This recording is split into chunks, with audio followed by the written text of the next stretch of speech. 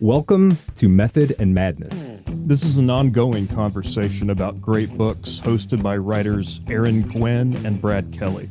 In each series, we figure out what makes a book like Moby Dick or Blood Meridian worth reading, and how writers might learn from it in order to master their craft.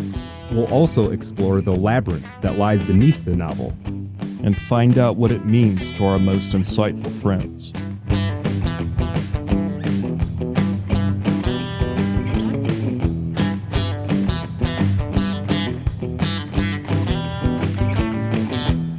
All right.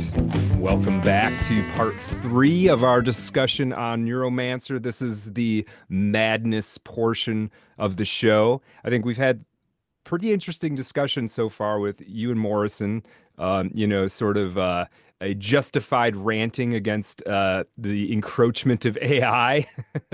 He's really great. I really enjoyed that conversation. He's, I mean, not just obviously talented as a fiction writer, but his kind of philosophical underpinnings about a lot of this technology stuff was fascinating.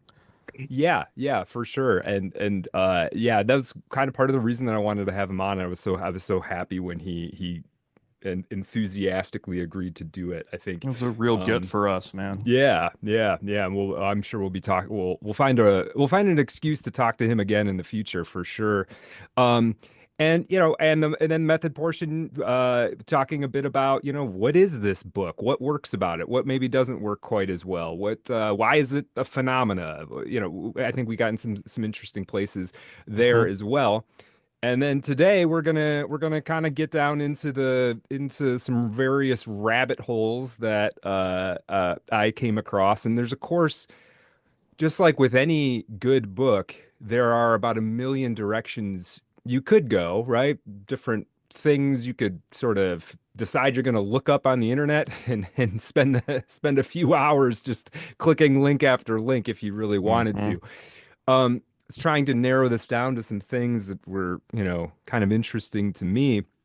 The one was, I got thinking, we're talking the consensus around the book Neuromancer is sort of about how it kind of got to the whole cyberpunk thing first, and in a way sort of initiated the aesthetics and the vibe of not only cyberpunk as a genre, but actually sort of hacking, the world of hacking, right?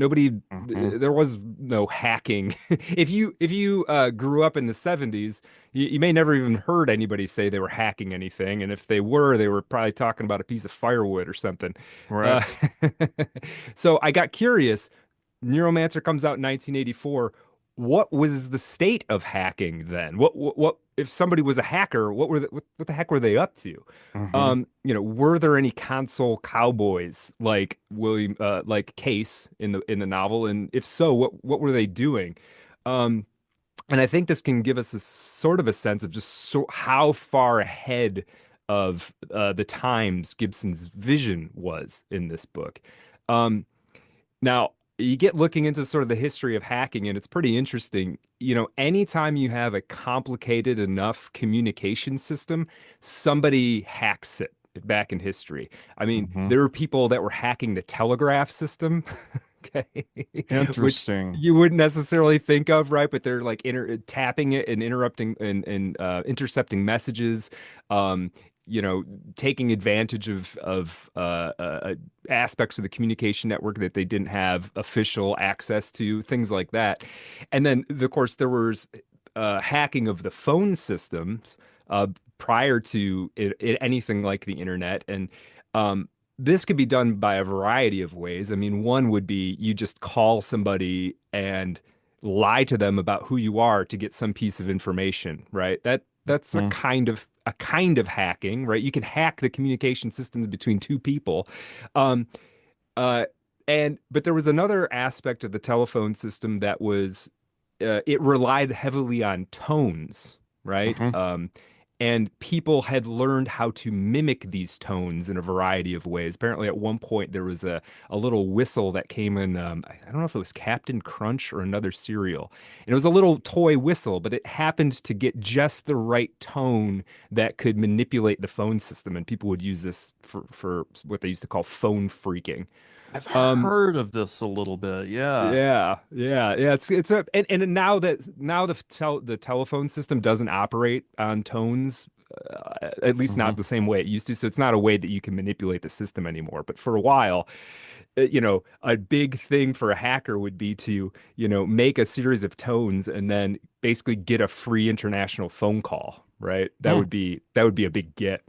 Um, but of course, as computers develop, you start to get people hacking the computer system. And I want to talk about this one guy who's fascinating. His name is Kevin Paulson. His early screen name was Dark Dante. Okay, this guy's still around, and I'll tell you, it's pretty interesting where he kind of ended up. But his life story in the hacking era in the 80s and 90s is pretty cool. So I'm gonna just kind of walk you through it. So, born 1965, Pasadena, as an adolescent, like middle school age, he mastered a variety of these phone phreaking techniques. But the real legend begins when, in 1983, just a year before Neuromancer comes out, Paulson's 17 years old, and he hacks into ARPANET. Now, ARPANET is the predecessor to the internet and would have been the closest thing in existence to, sort of cyberspace at this time. It was, it was the merger of a bunch of transmission protocols from the American research efforts and a French packet switching technology called Cyclades. Now, of course, there weren't very many people plugged into this at the time, obviously. It was strictly used by the government, and I believe strictly used by the military. And it isn't even that every military facility would have been hooked up to it, right? It served fairly limited but very particular functions. But Kevin Paulson and his buddy Ron would be the first people to hack this. They were basically the first people to hack the internet. Um, Now, when he first did this, when he was 17 years old, the government tracked it down to him, this first sort of incursion into ARPANET, and they didn't do anything. He was 17. Nobody had ever hacked into the internet before. It was sort of like, uh, we don't know what to do with you. So so Amazing. just don't do it again, right? Wow. Um, and he did not heed their warnings, of course. 1988, so the next 5 years he spends, and he has a reputation for being like a 24-hour-a-day hacker, being very bright, coming up with a variety of techniques that people hadn't really used before. He hacks into a federal computer and gets information on the investigation of Ferdinand Marcos, the one-time president of the Philippines. And this sets off a bunch of alarms within the federal government. But why? Why does this matter? I didn't know anything about Ferdinand Marcos or this story, but just so you know why the government may have been alarmed by this. Um, According to the New York Times, Marcos had long been propped up by the American government as a kind of bulwark against communism, right? This is a sort of Cold War thing. He was a friend of the American military presence in the region, and America, because of this, would kind of conveniently look the other way when he committed various human rights abuses. He'd lock up political rivals. He ran the country officially under martial law for like 10 years or more. Super cool that the United States like backs these people, right? Right? That's great. Yeah, exactly. Well, at least he wasn't a communist. Yeah. Because then it Got would have that been going really for him. bad. Sure. Yeah. Right. And he's doing all this. He's getting funding from the United States. He's getting funding from World Bank aid, etc. All the while, as is typical in situations like this, he's plundering the country's resources for himself. Eventually, the American government kind of turns sour on him because he has a political rival assassinated at the Manila airport. Right. And so anyway, this sort of American effort is to push Marcos out out of office after this. He's too much of a liability now. But the legend goes that Paulson got his hands on the files related to this, right? And the FBI was sicked on him. And he went underground. So he somehow gets notice that the FBI is after him. He basically disappears.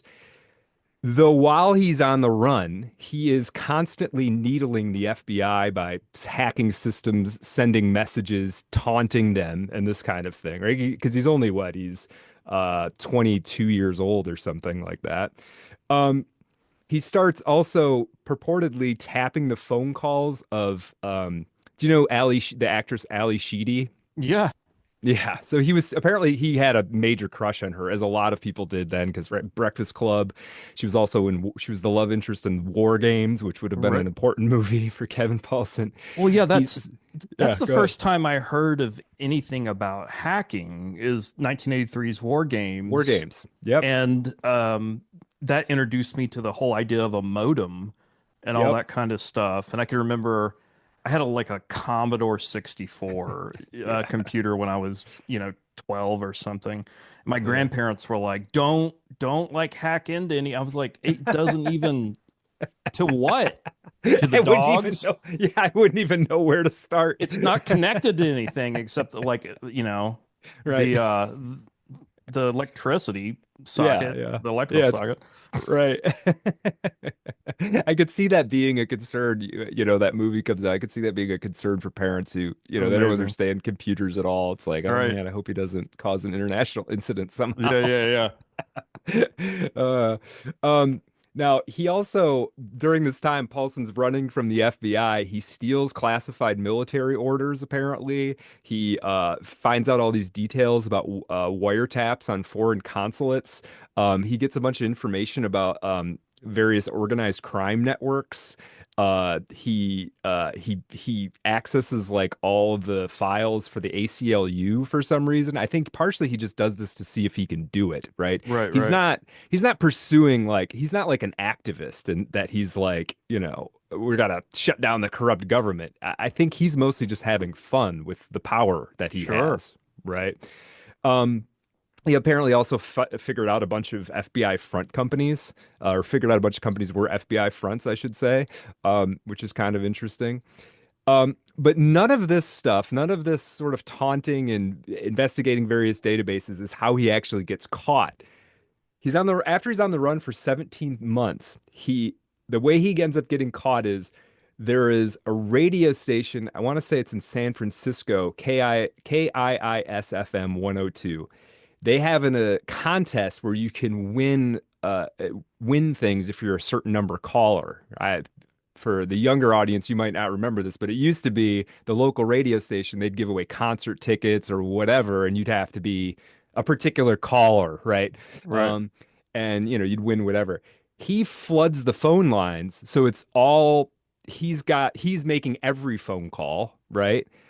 And he ends up winning two new Porsches, $20,000 cash, and two Hawaiian vacations by doing this from this radio station. Amazing. This lands him on Unsolved Mysteries. If people remember the show with Yeah, Robert yeah. Stack, I mean, Unsolved Mysteries, that was one of my like comfort shows when I was a kid. I Same. loved it. Yeah. Uh, so the story ends up on Unsolved Mysteries. And if people remember Unsolved Mysteries, for some of the stories at the end of the show, there'd be like a hotline number in case you had any tips. Because Right. the show would have stuff about UFOs or whatever, but there would also be just like killers that hadn't been found Right. yet and stuff It like was that. kind of the beginning of true crime kind of stuff. Yeah, yeah, in a way, for sure. Yeah, and yeah, every episode would have like a weird story and it was pretty good, and they do dramatic reenactments. Um, but uh, uh, when his episode aired and the phone lines opened up after it, Kevin Paulson did his phone line thing again and jammed those phone lines so nobody could call in if they wanted to, which is pretty clever, I suppose. Hmm. No, it's Um, amazing. Yeah. So anyway, all this ends up 1991. This is after the show aired. Paulson gets ID'd by a supermarket employee and he gets tackled to the ground, gets arrested. The whole story's over. He ends up charged with 7 counts of conspiracy, fraud, wiretapping, and he is sentenced to 5 years in prison, banned Oof. from using a computer for 3 years after that. Nowadays, he is a contributor to Wired magazine. Of course he is. So I just thought that was fun. I mean, it's not quite the what Case is up to in cyberspace, but the sort of shape of it is kind of there, right? You can manipulate these things to kind of get what you want, and sort of your opposition, who's perhaps not quite as sophisticated technically, He's got to is be the. Oh, I'm sorry. I mean, no, go ahead. Yeah, no, he's got to be partly the inspiration for that character, Johnny Lee Miller's character in that horrible film Hackers that came out in like yeah. 95. Yeah. Yeah, he probably was. There were a few other figures out there like this. I mean, Hackers was people have a love-hate relationship with it, but it was based loosely on like at least the I don't know how many Angelina Joe like women were out there doing it, but Yeah, yeah. but there was a thing. There were people hacking. There was like a subculture of it, and there still is to this day. Yeah, it's interesting. Um, Another thing, so thinking more about, various aspects of this Neuromancer novel. Um, One thing I got really I found, and this isn't even so much of the sort of AI jacking into cyberspace, consciousness alteration, personality construct stuff. One thing I got really interested reading it this time was the setting of Night City. Um, and Hmm. this is the sort of weird slum that we find Case in at the beginning. I'm just going to read this little bit from Neuromancer just to set the scene, and then I want to just think. I got some stuff about just the night as a theme, as a setting, as a metaphor. We'll see where we end up with it. So this is from Neuromancer. Quote, at first, finding himself alone in Chiba with little money and less hope of finding a cure, he'd gone into a kind of terminal overdrive, hustling fresh capital with a cold intensity that had seemed to belong to someone else. In the first month, he'd killed 2 men and a woman over sums that a year before would have seemed ludicrous. Ninsai wore him down until the street itself came to seem the externalization of some death wish, some secret poison he hadn't known he carried. Night City was like a deranged experiment in social Darwinism, designed by a bored researcher who kept one thumb permanently on the fast forward button. Stop hustling and you sank without a trace, but move a little too swiftly and you'd break the fragile surface tension of the black market. Either way, you were gone, with nothing left of you but some vague memory in the mind of a fixture like rats, though heart or lungs or kidneys might survive in the service of some stranger with new yen for the clinic tanks. Business here was a constant subliminal hum, and death the accepted punishment for laziness, carelessness, lack of grace, the failure to heed the demands of an intricate protocol. Um, so I love that passage. I love, It's great. we could talk sort of more of a method conversation about how how rapidly he builds an environment to Hmm. inhabit as a character and a reader without being boring, without just sort of describing it. You get the sense Right. of what it is on a philosophical level and a psychological level and a aesthetic level, almost kind of happening simultaneously. So for the world builders out there, I think there's a lot to be gained from that passage. Um, but I got thinking about, okay, let's say Neuromancer is a great novel for thinking about the theme of the night. I got thinking about what is another book that I love that deals heavily with this theme. And Aaron, maybe you've read this, maybe you haven't. Have you ever read Djuna Barnes' Nightwood? No, but I was just looking at that the other day. Oh, It's were you? interesting. Okay. Yeah, yeah, I just pulled Yeah. that out. Um, yeah. So what about Nightwood? Yeah. So, uh, it, I mean, it is, I love this book. I read it again recently, and I wasn't even reading about it necessarily to talk about in the show. I just wanted to read it again. And I just fell in love again with Djuna Barnes' capacity to keep the reader engaged in this very dreamy, poetic, world. I strongly recommend it. That earlier conversation we had in the method portion about the stained glass versus the clean window. It's certainly a stained glass novel. Um, Mm-hmm. uh, it's a pretty short novel, comes out in 1936. I think it's one of these things you can look at. We talk about like the practitioners of like peak modernism with a capital M, people like Mm-hmm. Joyce and Faulkner and Hemingway. Djuna Barnes didn't have as prolific of a career, but I feel like if you're looking for a B team in that canon, this book certainly belongs in it. Um, it's basically about the tortured love lives of a handful of these eccentric expatriates. There's this guy, Felix Volkbein, who claims to be a baron. He even kind of thinks he's a baron, even though he's not. There's Nora Flood, the character Nora Flood, who's a stand-in for Djuna Barnes herself. There's the woman she loves, whose name is Robin Vote, who is apparently an amalgamation of a couple avant-garde artists that Barnes knew. Um, uh, there's also this woman, character Jenny Petherbridge, who's inspired by the American translator of French Henriette Alice McCrae Metcalf. And the kind of thrust of this novel is that Robin Vogt kind of like wanders between everybody's lives, and because of her intoxication and possession by the night, she sort of ends up ruining everyone's lives as she passes through them. And it's it's plot wise, there's not a whole lot happening, to be honest.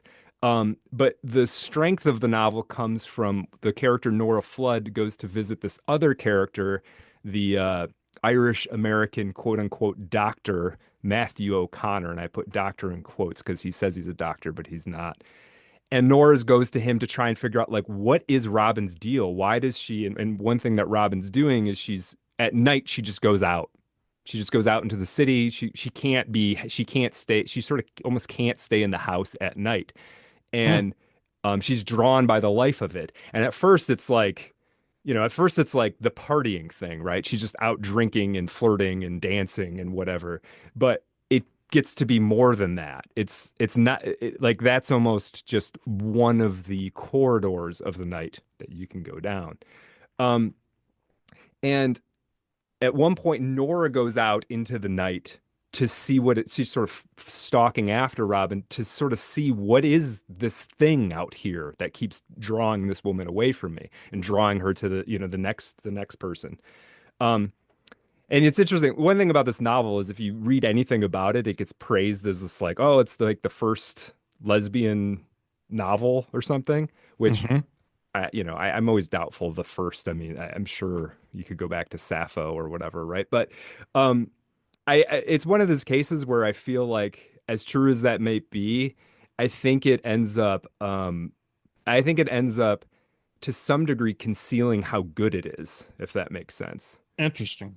You know what I mean? It's like you can sort of say something is, you can pigeonhole something sometimes by overly drawing attention to one aspect of it. And it's like, Right. so anybody who's not interested in reading a lesbian novel is just going to flip to the next book. But like, really, no, you should, you should read this. You should Hmm. read this novel. Um, um, okay. So, um, some of the most interesting parts of this book are the Dr. Matthew O'Connor explaining what the night is. Hmm. And I'm just going to read a couple parts of it because it's so weird and good.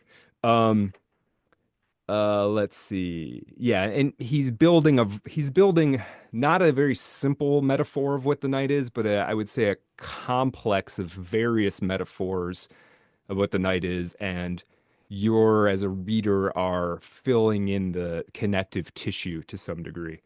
Hmm. Um, okay, so here's a quote, and this is the Dr. Matthew O'Connor talking, and he's a great character. He's constantly like he's super poor, but he's constantly drinking, and he's constantly like pulling these little tiny scams to get like other people to pay for things. He dresses up when he's in his own home. He dresses up in women's clothing and a woman's wig and puts makeup on. But he kind of only does that at home. He's just a great eccentric, fully realized character. Um, So this is him talking about the night. Nora has come to him and has said, "What is going on? What is Robin's draw to the night? What is the night?" Quote, "Be as the Frenchman who puts a sou in the poor box at night that he may have a penny to spend in the morning. He can trace himself back by his sediment, vegetable and animal, and so find himself in the odor of wine in its two travels, in and out, packed down beneath an air that has not changed its position during that strategy. The American, what then? He separates the two for fear of indignities, so that the mystery is cut in every chord. The design wildcats down the charter mortalis, and you get crime. The startled bell in the stomach begins to toll. The hair moves and drags upward, and you go far away backward by the crown, your conscience belly out and shaking. Our bones ache only while the flesh is on them, stretched as thin as the temple flesh of an ailing woman, and still it serves to ache the bone and to move the bone about. And in like manner, the night is a skin pulled over the head of day, that the day may be in torment. We will find no comfort until the night melts away, until the fury of the night rots out its fire. All right, here's another little bit. That's gorgeous. Isn't it good? Yeah, it's beautiful. Yeah, yeah. Here's another little bit. So used is he to sleep that the dream that eats away its boundaries finds even what is dreamed an easier custom with the years, and at that banquet the voices blend and battle without pitch. The sleeper is the proprietor of an unknown land. He goes about another business in the dark, and we, his partners, who go to the opera, who listen to gossip of cafe friends, who walk along the boulevards or sow a quiet seam, cannot afford an inch of it, because though we would purchase it with blood, it has no counter and no till. She who stands looking down upon her who lies sleeping knows the horizontal fear, the fear unbearable. Yeah. Oh, that's great. Horizontal fear is amazing. Yeah. Right. And in a lot of this book, I think people sort of NIGHTWOOD detractors will, I think, sometimes say that the book is kind of incoherent and incomprehensible. And there are times at which it is that. But I would stress that it's one of these books that you kind of just let it wash over you. Right. Mm-hmm. It's you just like it's going to do what it does. And trying to make one-to-one sense of it probably isn't incredibly rewarding in many ways. Now here's a bit that sounds to me like a little bit closer to William Gibson's Night City. Quote, "Have I not shut my eyes with the added shudder of the night and put my hand out? And it's the same with girls," he said. That's Dr. O'Connor said.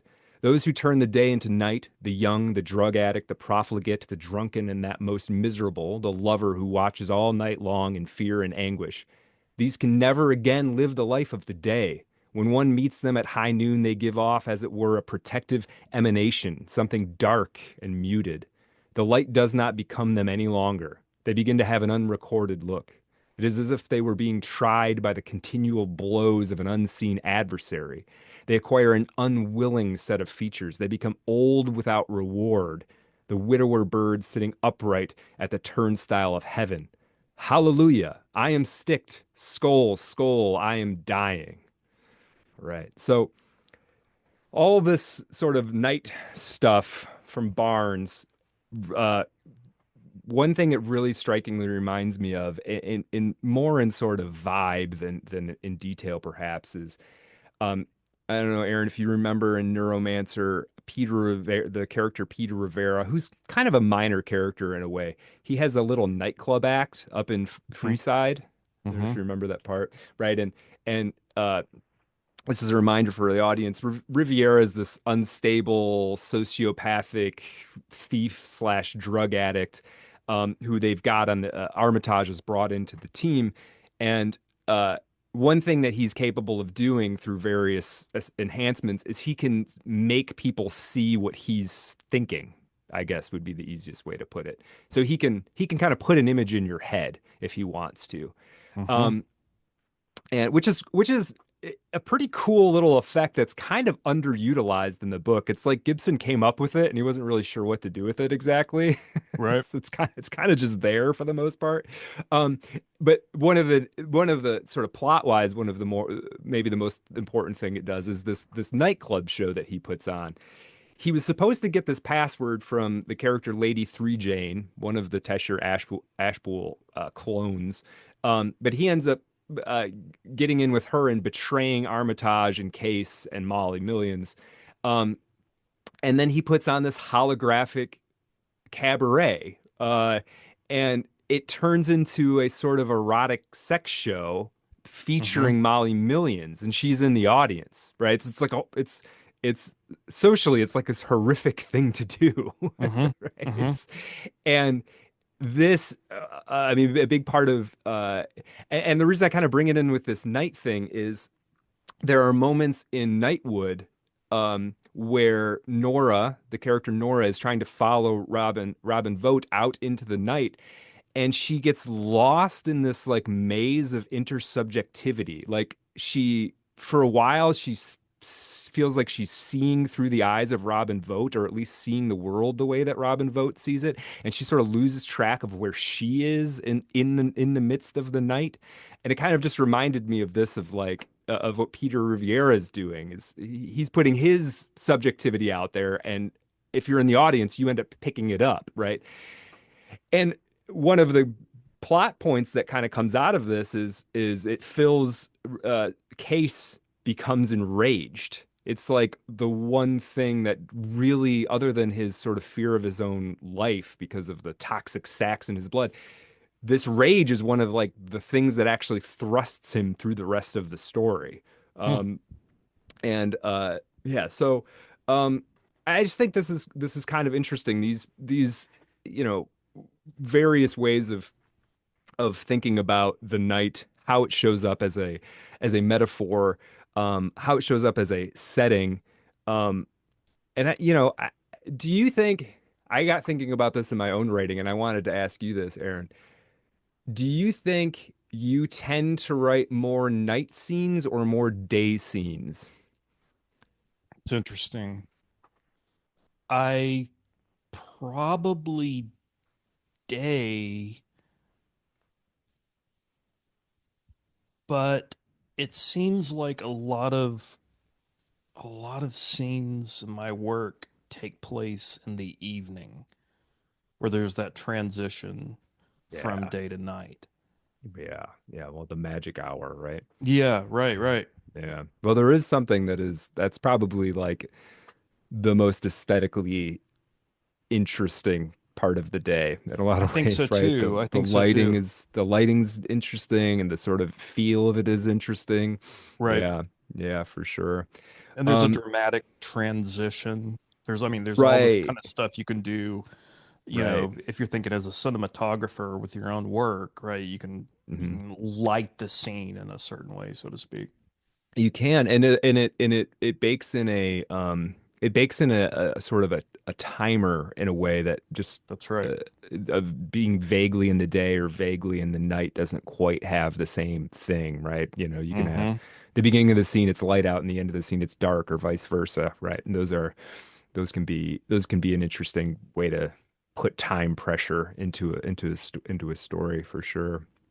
I always think it's interesting. Sometimes you see a film and they'll sort of talk, and this might come up in our No Country for Old Men conversation coming soon, but you'll a film will like they'll refer to it being dark out, but the way it's shot, it's not really dark. And you're like, is it? Mm-hmm. There's like this weird little disjunction. You're like, is it dark out? It doesn't look dark Right. out. Yeah. Um, so, I got thinking about, okay, so, Neuromancer, it's really about cyberspace. If you're going to write a one sentence description of this novel, you're going to talk about cyberspace for sure. But I kind of wondered, is there a sort of thematic or, symbolic or metaphorical relationship between this concept of the night, this space in which the boundaries between things are different, when some things aren't clear and other things are sort of brought more dramatically to the fore, the sense of being outside time, the sense of a sort of secret interrelationship of things that, maybe isn't witnessed by the day, right? Is there some relationship between cyberspace and the night? And I got, because part of what happens in Nightwood, spoiler alert for people, it's not really a plot heavy book, so it's not really a spoiler alert, so much as, this is something that does end up happening. The character of Robin Vogt gets, she's drawn into the night. And as I said before, at first, this is kind of a draw to the nightlife. And as a reader, and if you're, Nora, the main character of the story, you think this is what it is. I mean, she's basically just an alcoholic who likes to party. But as time goes on, you start to see that it's not that that's only a part of it. There's something deeper. And you really start to see this when with her the final sort of lover she has in the book, this woman Jenny Petherbridge, they move to like a farmhouse or something, and she goes out at night there too and just wanders the countryside, right? It's just not a party scene. She's been drawn out into this sort of mystery out there. And she eventually quote unquote bows down, and it's heavily implied that she sort of becomes kind of like an animal. And it got me thinking about this notion of how Night City in Neuromancer works, right? The idea in a Night City is that, like, well, we're still humans, but like there's everything is devolved into kind of a feral criminality, right? We're still humans, but like there's kind of not any law, or it's the law of tooth and fang to a certain degree. And there's something about, I think, this metaphor of the night where it's like, that's the implication at night, because at night is when that's when the crime comes out. That's when that's when the druggies wake up. That's when dreams happen. And so all of the sort of rigid structures that seem so reliable during the day, some of them start to slip away from us. And I think there's a relationship there between how Nightwood's handling the night and how Gibson is handling the night. And this got me thinking about another book that's huge for me. And I swear I'm not going to bring this book up every time we do a Madness episode. I haven't brought it up yet, and I won't bring it up every time. But and it actually kind of ties into a conversation you and I were having before we hit record. But there's a great book called Meditations on the Tarot. The subtitle is A Journey into Christian Hermeticism. This book's published in 1980 by the Russian-born Valentin Tomberg, and it was published anonymously. It was until years later anybody knew what it was. Tomberg's a super interesting guy. He'd been part of anthroposophy. He'd been a freedom fighter in the Dutch resistance movement. Anyway, he writes this book on tarot that is fascinating work on people who are listening to this. Some of you will know it, and you'll be pumping your fist right now. It has a dedicated fan base, I'll say that. It ends up being this amazing, in-depth, fascinating work on symbolism, Western religion, philosophy, etc. But I just want to talk briefly about something that comes up in Tomberg's discussion of the moon card, which I think is something of a stand-in for this night, this concept of the night that we're talking about, right? So let me just read a kind of paraphrased couple sentences from Meditations on the Tarot, relevant to the night, relevant to the moon. Quote, the moon evokes ideas, feelings, and impulses of will relating to the inversion of the evolutionary movement of life and consciousness, their arrest and retrograde movement.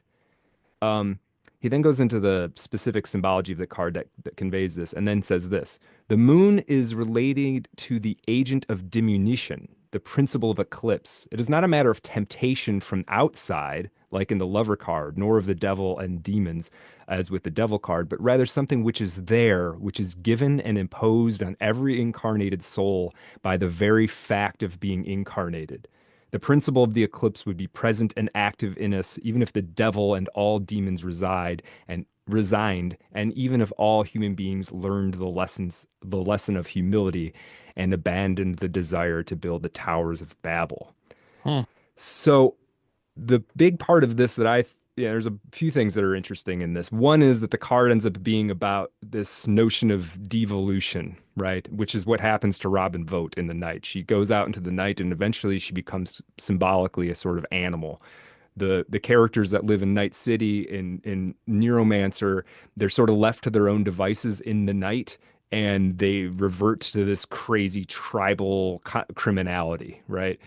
Um, and the other thing that the moon card, which we're sort of putting as placeholder for the night, is this idea that there's outside temptations, but there's also this inner temptation that we all kind of have. Mhm. Different people have called it different things. There's the like the death wish or the death drive, right?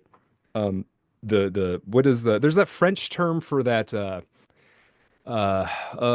when you're like that sense that you have if you're like standing next to a cliff, there's like that little voice that's like, what would it be like if you just jumped? Yeah, yeah. Right? And that's part of what people are afraid of. I think they hear that tiny little voice and they're like, whoa, whoa, whoa. Hmm.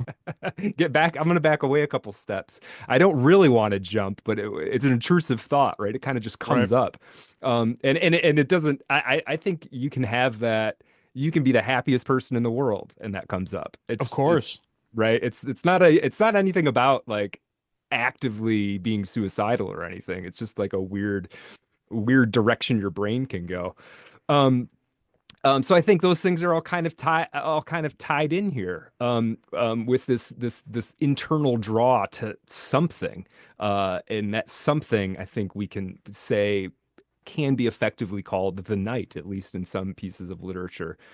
Um, and so if I'm saying anything that makes sense about the night, it does become interesting to me the way that cyberpunk, starting with Neuromancer, but going through the Blade Runner movies and the cyberpunk video games and everything, how much of it happens at night, right? Right. Like you can't imagine Blade Runner scenes during the day are like, what are we doing? We're just Right. we're just waiting until the real stuff happens at night, right? That's right. Um, the sun sort of never shines in cyberpunk, and it made me start to wonder, well, why is that? And I think it has something to do with all of this. I think there's because another thing that Tomberg talks about with the moon, he bakes technology in there as part of this because the moon, it's very complicated, and I'm not going to get into all of it exactly, but he makes the point of the moon is reflected sunlight, right? It doesn't have its own light. And he compares that as being like, okay, that's the light of God or whatever, and the moon is this sort of reflected, changed, not quite pure light. He relates this to technology being like, okay, we have this human creativity and problem solving ability. It gets reflected back to us as technology, and then we sort of overemphasize the value of that technology. It's this reflected sort of refracted, warped version of the ultimate, what he would consider divine impulse that's coming to us. Hmm. Um, all that together. This is how I'm thinking. This is how I'm thinking about cyberspace, cyberpunk, Nightwood, Djuna Barnes' Nightwood's version of the night. I think there's a somewhat ineffable thematic current to a lot of books, and probably if you really wanted to think about this, you could probably see it in like all of noir. This is probably there to some degree. A lot of like I've been watching Fritz Lang movies recently. Like all of that stuff has it has Hmm. this sort of creeping sense of the night and what happens when it envelops you. Cyberpunk, Neuromancer, I think, is kind of one example of what that looks like. Um, so yeah, so couple other things, a couple other little rabbit holes, or what I guess is the next rabbit hole here on the madness portion. How are you doing, Aaron? I feel like I'm just No, rattling stuff off. no, I'm fascinated actually. I'm Cool. Good. very into it. Yeah, please go Good. ahead. Good. Okay, so I got thinking about the AI aspect of this, and we talked about the AI, artificial intelligence, aspect of this book, and culturally, this is a very, I think one of the reasons maybe we haven't talked about so far, we've kind of asked the question of why is this so relevant? Maybe we did say this, but just to put a finer point on it, I mean, I think one of the reasons that this book is sort of and I'm not just talking about us having this conversation, but I've been seeing neuromancer stuff pop up, is we are definitely teetering on this sort of like existential dilemma about what is this artificial intelligence thing. And it's not really speculation anymore. Like it's in our lives to a certain degree now, right? And we know It's it's going to completely be. terrifying. It's right. I find it completely terrifying. Absolutely. Yeah, for sure. And it's interesting. I was listening to Elon Musk was on Joe Rogan the other day, and I listened to it specifically because I wanted to see if he would get asked the question. And I've been wondering this.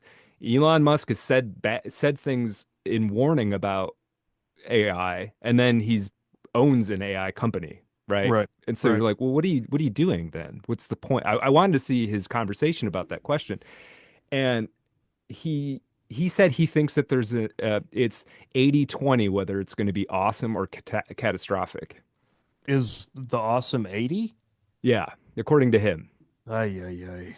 But even still, right? Even still, 80-20 is not that low of a percentage. No, it's not. Like, can we just not? Can we Yeah, not with this stuff? that's my attitude, man. Like, I don't, yeah, that's my attitude. Like, why? Like, tell me, nobody's done a very good job of explaining to me, like, why we have to do it. And it seems like the argument is sort of like, well, it's happening either way. I'm like, yeah, but you're the one making it happen. Dude, It's it's why? I it's one of those. I think from the if you were going to get down to it with the sort of coders and the programmers and stuff who are working on it and the people piling money into it, it's sort of like you got to do it because it's like up climbing a mountain. It's there, right? And I don't know if that's always the best impulse. Right. Yeah. Just because it's there doesn't mean you have to do it. Yeah, yeah. You can just we can all just step around it and but yeah, so I wanted to get a little bit more into slightly more into the weeds sort of philosophically about AI here. Because I think everybody's familiar with the sort of common refrains on either side of it.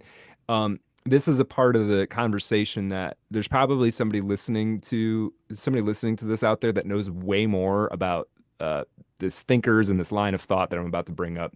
Um, but I want to, but we're gonna do our best with it anyway.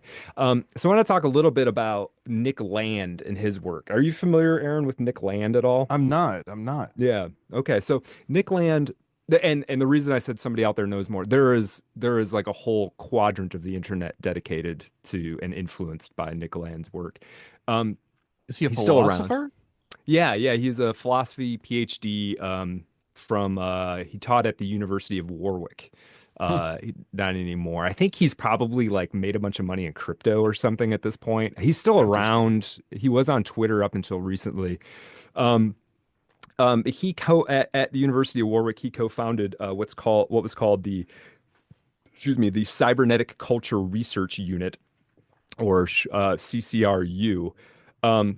We could get lost in the CCRU. We could get lost in the CCRU sauce. I'm going to try not to do that, but there are a number of other writers who came out of there and are worth taking a look at. People like Reza Negrestani and Mark Fisher. Um, but Nick Land became probably the figure more than anybody else, most closely aligned with the idea of accelerationism.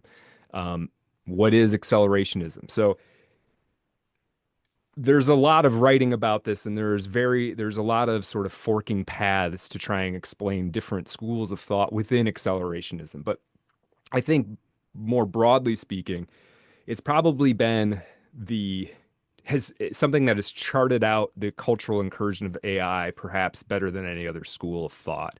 Um, I'm going to butcher this a little bit, but I try to boil it down into a couple sentences. A big part of this, of accelerationist thought, and this is whether you like it or you don't, right, is that modernity, capital M modernity, has basically been a process of rooting out negative feedback mechanisms that had been until now keeping human civilization in check.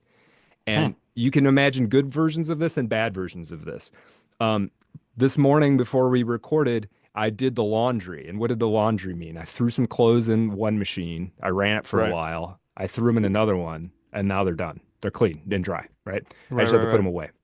That's great. That was having to wash clothes was a major limitation, and people spent a lot of time and effort trying to get their clothes clean, right? For Now it sure. takes almost no effort. So some of this stuff is great. Um, but you know, you can also see how, at the same token, putting a surveillance camera on every corner Oh gosh. is a good idea, right? Because it optimizes some process, right? Mm-hmm. And the point of this would be that the process of accelerationism, it doesn't assign values to any of this stuff. It's just like get stuff out of the way, basically, right? Hmm. Reduce all limitations that you can. Now, this process towards removing limitation is called in Nick Land's work and in other work is called deterritorialization. Hmm. Just to throw that word out there.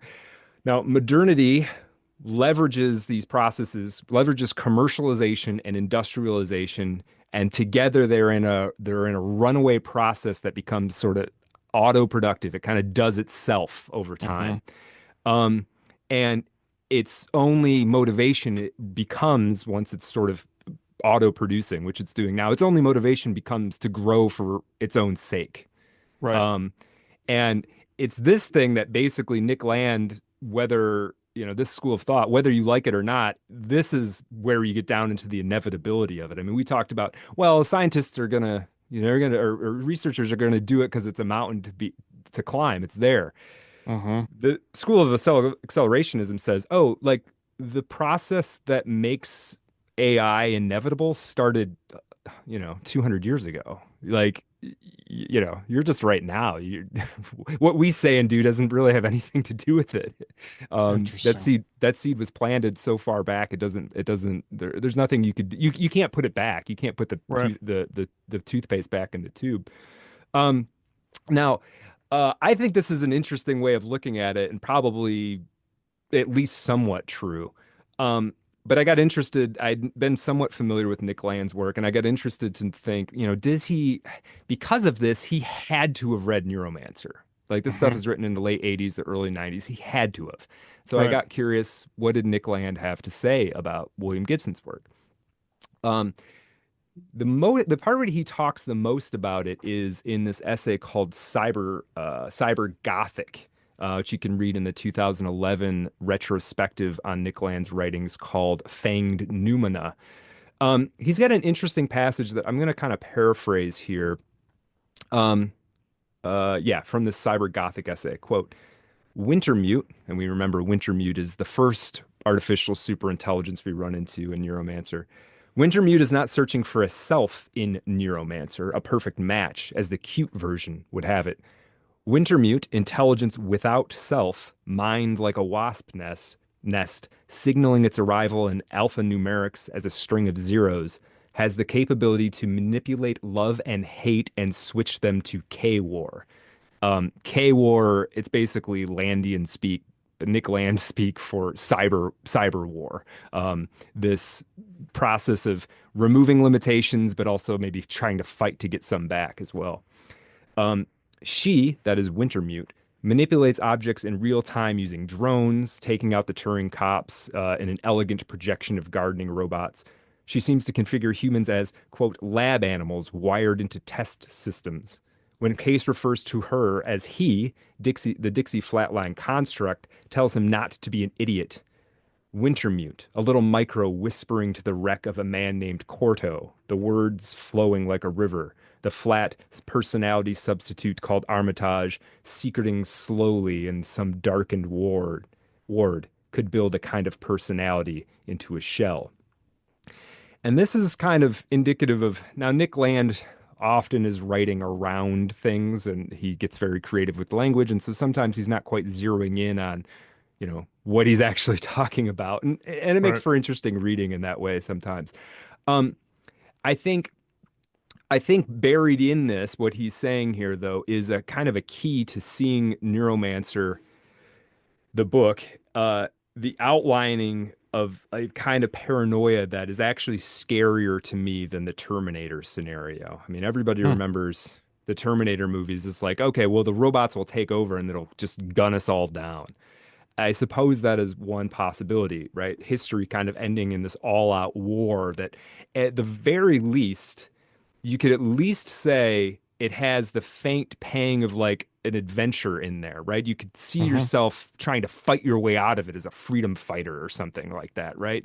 That might be the only positive thing you could say about the Terminator scenario is like, maybe it'll give some people a chance to at least die heroically or something.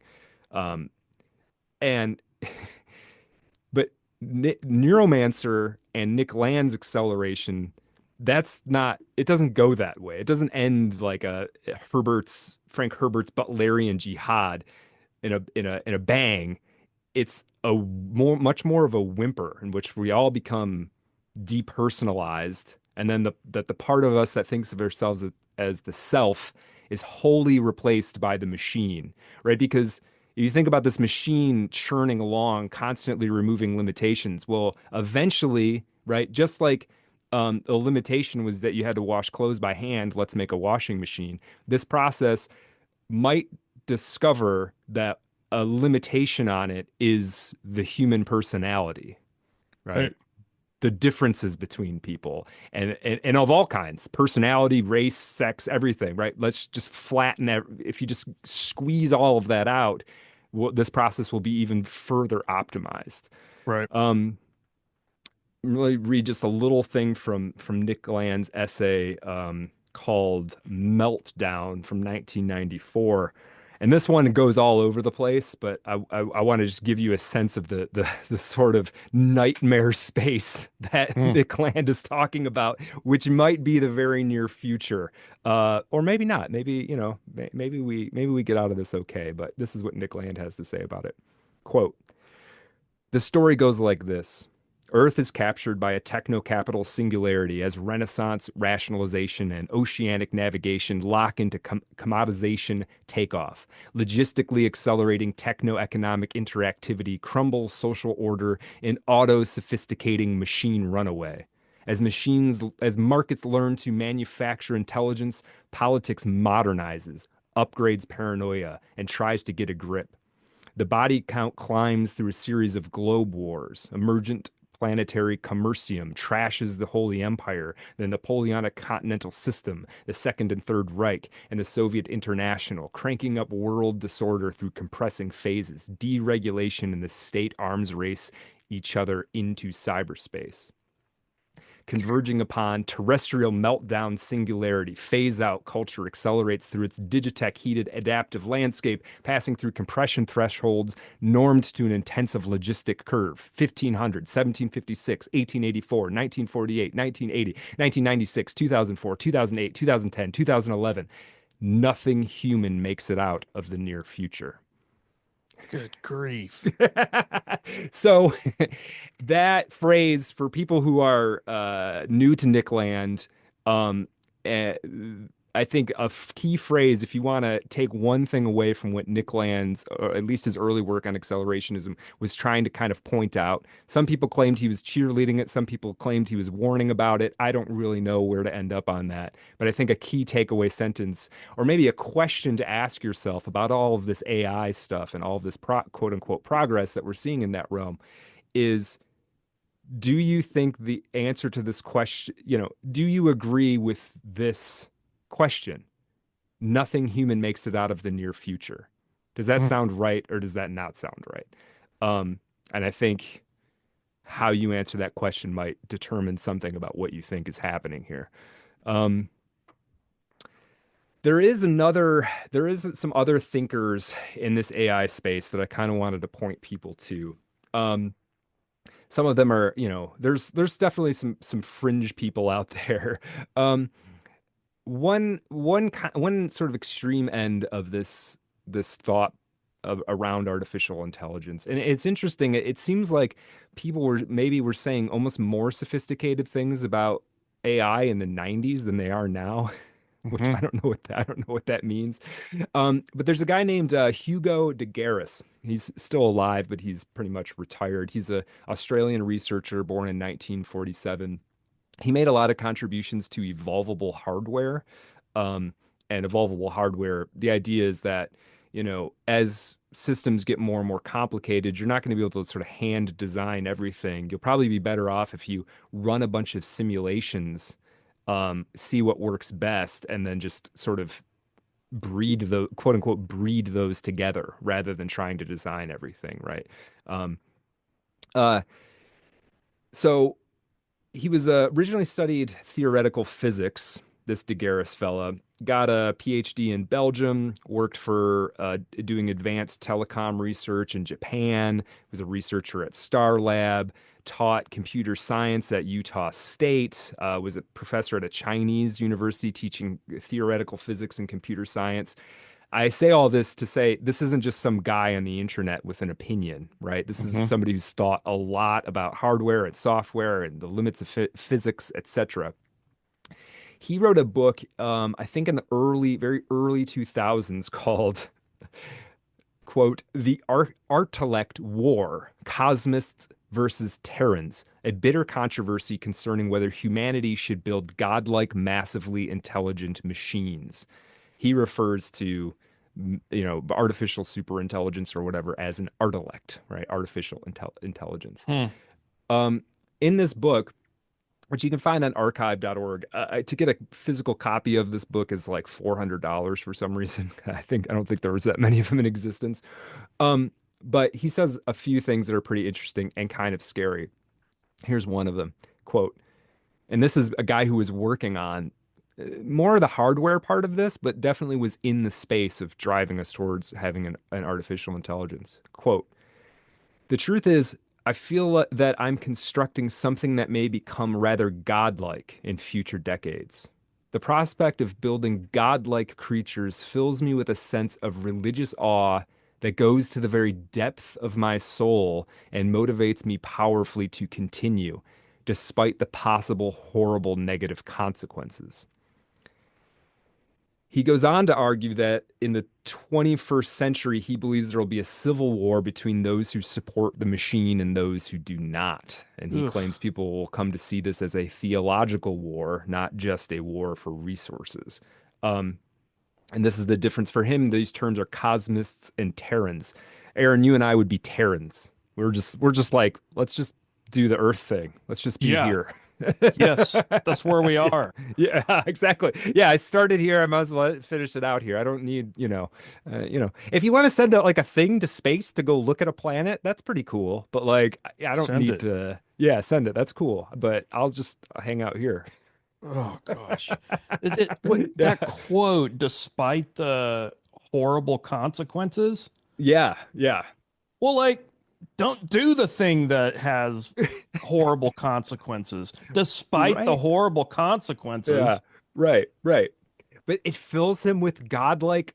He feels his sense that he's constructing something godlike. It's intoxicating, I right? mean, there's are shelves of literature about characters who do that sort of thing, all the way from, Paradise Lost to Frankenstein to you just keep going.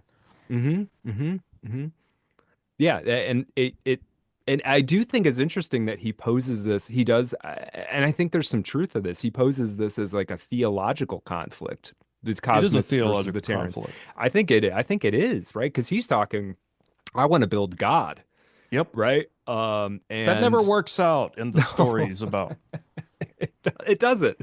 We've been having a lot of warnings about that over time. It does Absolutely. It does remind me too of there's a great tweet that goes around that's pretty simple. I have it here too. It cracks me up every time I think about it. It's one of these tweets that's like sets it up as like bits of dialogue, right? So the first Right. is science fiction author. In my book, I invented the torment nexus as a cautionary tale. And then the next one is tech company. At long last, we've created the torment nexus from the classic science fiction novel Don't Create the Torment Nexus. Oh, It's like, and I do sometimes feel like that's what's going on. It's like as a writer, and I operate sometimes in the speculative realm. I don't see myself as somebody who's like trying to write warnings about the future or whatever. But hmm. you do sort of think about it, it's like, man, every time like, is it good to come up with these science fiction scenarios, or are we just like giving ideas to the Mm. tech bros, you know? Like, Giving blueprints for these people who are going to right. destroy us. Right, exactly. It's like I'm not sure. I don't think the warnings work, man. At least they're not It not in doesn't this way. seem to work. Yeah, yeah, yeah. It's scary. It's kind of scary stuff. It's super scary. I mean, I try to stay sort of positive about all of this. Um, all right, one thing I want to kind of wind things down here, and end on like a maybe just a more fun note, less doom and gloom. One thing I got interested about in Neuromancer is the Rastafarians. Uh, Hmm. they're an important part of the sort of back half of the book, and without the Rastas, basically Case would never be able to get sort of as far as he does. Um, and it kind of works, and it's cool. I mean, it is cool. You've got this like spacefaring enclave of like rebel Rastafarians. Like, it's just cool as a Right. concept, right? But Absolutely. I got wondering is like, okay, did he just like did William Gibson was just like, well, Rastas would be cool. Like, we should put Ha! them in there, right? Is that, you think about it Throw as a some writer, like, Rastas in there. yeah, let's just throw some Rastas in there. I mean, it's 1984. It is actually like Bob Marley died in 1981. There was a sort of Rasta reggae was kind of fashionable to a certain degree, more so than it had maybe was at earlier or later times. So I do think there's part of that. Apparently, William Gibson had either owned or worked in a head shop in the 70s selling bongs. So he would have known Rasta culture to some Right. degree, Absolutely. at least the surface level version of Rastafarianism he would have been familiar Yeah. with. But I got curious, is like, is the fact that they're Rastas, does that actually like feed the plot? Like, is it important that they're actually Rastas and not something else, right? Like they're not, name another, they're not Mormons. Is it important that they're Rastas and not Right. Mormons or something else, right? Um, okay, so kind of real quick, I think it actually is, and this is where it sort of gets, I think, is sort of interesting. So real quick, for people who don't know about Rastafarianism uh, comes along when it starts when a guy named Tafari Makonnen seizes the throne in Ethiopia, and I think 19 when actually I don't have the year. I wrote 1981, but that cannot be true. Um, he became so he then becomes this guy Tafari Makonnen becomes Ras, which means king, Tafari Makonnen, also known as Haile Selassie, or according to the Rastafarians, Haile Selassie I. The Rastafarians liberally use the I pronoun. Hmm. And this is something that they do supposedly to like remind them of the divinity in themselves and other people. Um, he was so Rastafari Makonnen was Haile Selassie was the first African-born sovereign king crowned in sub-Saharan Africa since 1891.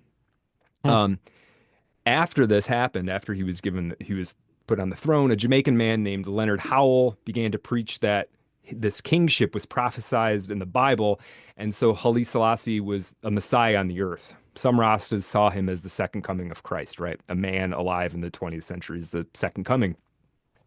From these teachings of this Leonard Howell, which are syncretized with a variety of Ethiopian and Afro-Cuban religious teachings, bringing in sort of Pan-Africanist and back to Africa ideas from Marcus Garvey, the Jamaican activist. Marcus Garvey is also the name of the tugboat in Neuromancer, not tugboat, but tug ship in Hmm. Neuromancer.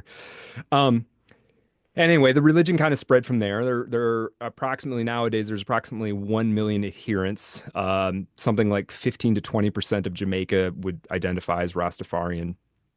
They are considered an Abrahamic religion because they do view the Bible as a holy book. But beyond that, the sort of cosmology of the religion is really diversified and it's very decentralized. There's no authoritative seat, there's no established hierarchy like in the Catholic Church or something. So you can only kind of generalize about what the beliefs are because they're not set in stone largely. But here's a few things that Rastafarians are likely to believe. They have a eminence framework in which there's a little bit of God in everybody, right? Everybody's kind of got a spark of divinity. Mm-hmm. They believe that the distance between the divine and the human should be narrowed as much as possible. Like your goal in life is to try and get as close to God as you can. This isn't an unusual belief, I don't think. Right. There are now they also have a variety of racialized beliefs. Many subsets of Rastafarianism, often called mansions, they reject white culture entirely. Hmm. Some say that nobody but black people can even be Rastafarians. They also embrace the idea of livity, which is basically practices to increase how alive you are, is the idea. And sometimes they will adopt very rigorous diets, emphasizing fruits and vegetables, not eating meat. It wouldn't be a surprise to find a Rastafarian as being like a raw fruitarian or something like that. Mm-hmm. Mm-hmm. They definitely are against processed food and processes of any kinds in some ways. One of the big things is the way they position themselves opposed to the concept of Babylon. And in Neuromancer, they refer to Babylon as Freeside, basically. This rotating utopian sort of resort place to them is emblematic of Babylon. Now, what is Babylon? It's probably, it was an actual place in Iraq, first founded around 2200 BC, but it's really like what do you call a metonym, I think is the word for it. Like Mm-hmm. when we say White House instead of the president or whatever, Right. that's a metonym, isn't it? Mm-hmm. Yeah. It's Babylon is kind of that, and it's a stand-in for like all of these accelerationist forces we were talking about. That's Babylon to the Rastafarians, right? And their religion is like page one of Rastafarianism is against Babylon. And they pull a lot of this from the Book of Revelations, right? And just read one or two sentences here about this from the Book of Revelation. We like to read a little Book of Revelation on the pod. Yeah. Let's see. And there came one of the seven angels which had the seven vials, and talked with me, saying unto me, Come hither, I will show unto thee the judgment of the great whore that sitteth upon many waters, with whom the kings of the earth have committed fornication, and the inhabitants of the earth have been made drunk with the wine of her fornication.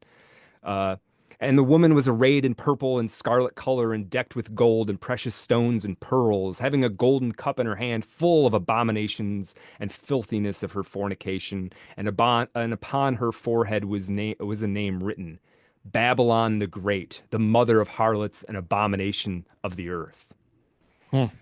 So for the Rastafarians, Babylon is the enemy, like we're saying. It's not just a setting. In addition to that, it's also a place you can be. It is a setting. But more than that, it's like a mindset that can control you, right? And influence your life. It represents the worst parts of colonialism and the colonial enterprise, the worst parts of sort of Western ideology. It's not opposed to Christianity. It has a great deal of affinity for Christianity, but it would be opposed to the idea of a missionary going to a country that isn't Christian and trying to convert people, right? It would be against that impulse. Right. And I don't know. I just think it's interesting. Like as you're reading along, you're sort of like, man, Rastafarianism might be more resilient. If Silicon Valley was made up of Rastas, Right. I don't know that we would be making that's probably a silly thing to say, but I don't think No, we'd be that's making the interesting. AI, right? Right. Like these are a group of people. It's a different religion for a couple of white boys from the middle of America. Rastafarianism to us just means like reggae music and Mm-hmm. marijuana, basically. Mm-hmm. I don't know. I didn't know much about it beyond that, but really baked in, there is a ideology that very explicitly would be pushing back against this process of acceleration. Yeah, Um, well, just about any religion, yes, especially the Abrahamic religions, yes, are a restraint mechanism on these kinds of yeah. Well, urges to, especially, yeah, yeah, especially what that Hugo de Garis guy was saying, like we're going to build God. Like every religion's yes, like, whoa, whoa, whoa, whoa, whoa, hold on. yeah, of course. Yeah, yeah. It's interesting, and it does sort of suggest to me that like, yeah, this it's further proof to me that this will become an increasingly theological conversation, what we're doing with I think. I think Um, that's a real insight. yeah, yeah, yeah, for sure. Now, this is pretty much, so yes, there is a reason that they picked Rastas. Yes, they're also kind of cool and they listen to crazy music, right? Uh, Hmm. but it definitely is there for a reason.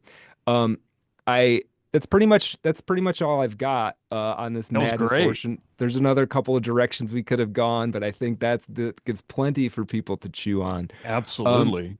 and what do we got? What do we got coming up next, Aaron? Well, we're going to be diving into No Country for Old Men, having a conversation with Vincenzo Barney, who wrote the Vanity Fair article about Cormac McCarthy's relationship with a young woman named Augusta Brett. And we've also got the great Ben Avery is going to come on and talk about No Country and some of his insights into the book, where he's really gone down into the weeds Oh, on a cool. few things that I certainly had either missed or never made the connections, and then our own ideas Yeah. about that novel. Yeah, I've been reading it obviously in preparation again. I had read it before, but reading it again, and yeah, man, it's so good. It's even better than I remembered it, and Yes, it's also actually from an English major perspective, looking at character and structure and stuff. It's actually more unorthodox than I realized. yes, Yeah, so I'm really looking forward to. I'm really it's sort of on the surface it seems like a very straightforward, ordinary thing, and then you right. start thinking about it, you're like, man, this is actually very. Uh, it's much more unorthodox and idiosyncratic and kind of weird Yes, as a novel than you initially think. absolutely, Yeah. absolutely. I can't wait to get into it. Yeah, yeah, awesome. Well, all right, people. Make sure you're subscribed to us where you listen to stuff. We are starting to move. We are starting to do a paywalled option, and basically, people, if you're behind the paywall on Substack or Patreon, if you're supporting us there, you'll get immediate access to these episodes when they're done as one file. And if you're just hanging out and checking us out and riding with us until we eventually convince you to give us a few dollars, these episodes will be released roughly a week apart. And you'll get it when you'll get it when you get it. But if you want immediate access, we would ask that you please support us. So thanks, everybody. Thanks, guys. See you next time.